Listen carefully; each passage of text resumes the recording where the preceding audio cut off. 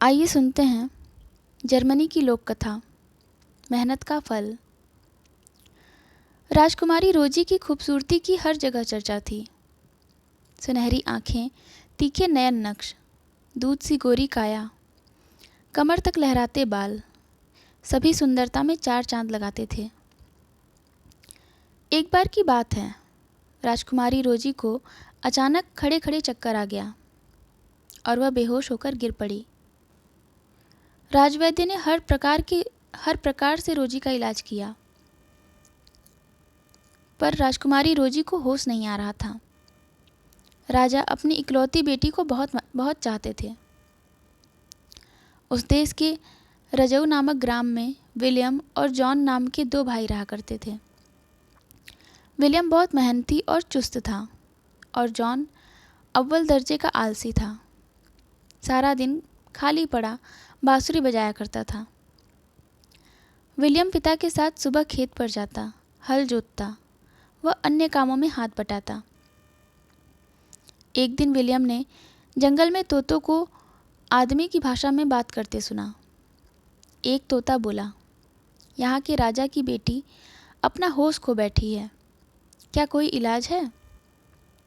क्यों नहीं, वह जो उत्तर दिशा में पहाड़ी पर सुनहरे फलों का पेड़ है, वहाँ से यदि कोई फल तोड़कर उसका रस राजकुमारी को पिलाए तो राजकुमारी ठीक हो सकती है। तोते ने कहा, पर ढालू पहाड़ी से ऊपर जाना तो बहुत कठिन काम है, उससे फिसल कर तो कोई बच नहीं सकता। विलियम ने घर आकर सारी बात बताई तो जॉन जिद करने लगा कि वह फल मैं लाऊंगा और राजा से हीरे जवाहरात लेकर आराम की बंसी बजाऊंगा। फिर जॉन अपने घर से चल दिया।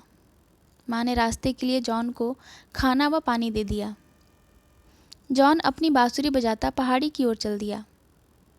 पहाड़ी की तलहटी में उसे एक बुढ़िया मिली। वह बोली, मैं बहुत भूखी हूँ, कुछ खाने को दे दो। जॉन बोला, हट बुढ़िया, मैं ज़रूरी काम से जा रहा हूँ, खाना तुझे दे दूँगा तो मैं क्या खाऊँगा। और जॉन आगे चल दिया।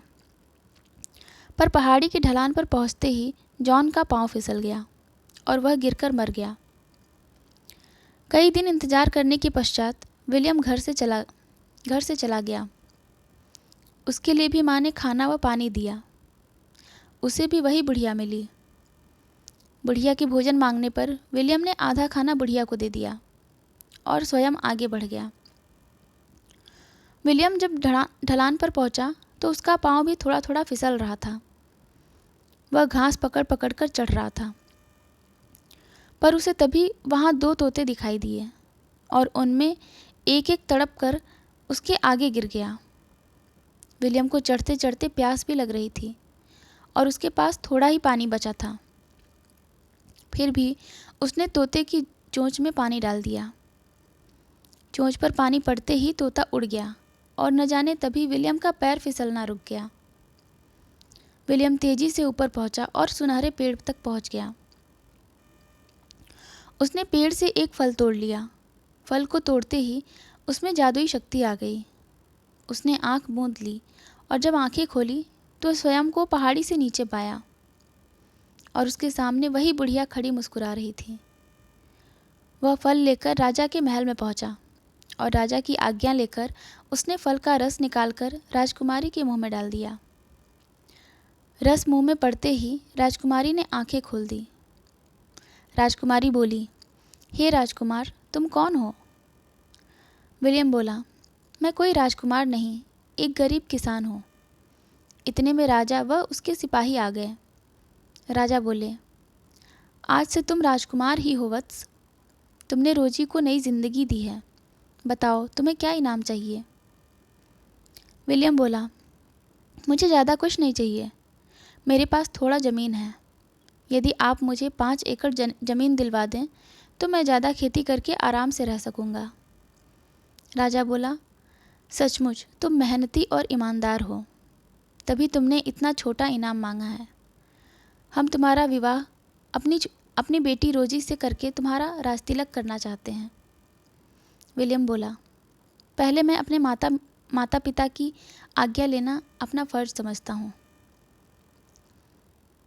राजा विलियम की मातृपितृ भक्ति देखकर गद्द हो गया और बोला, उनसे हम स्वयं ही विवाह की आज्ञा प्राप्त करेंगे।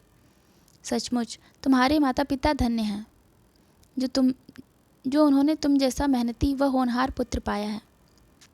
फिर राजा ने विलियम के पिता की आज्ञा से विलियम व रोजी का विवाह करा दिया और उसके पिता को रहने के लिए बड़ा मकान, खेती के लिए ज़मीन व काफ़ी धन दिया। विलियम राजकुमारी के साथ महल में तथा उसके माता पिता अपने बड़े वैभवशाली मकान में सुखपूर्वक रहने लगे।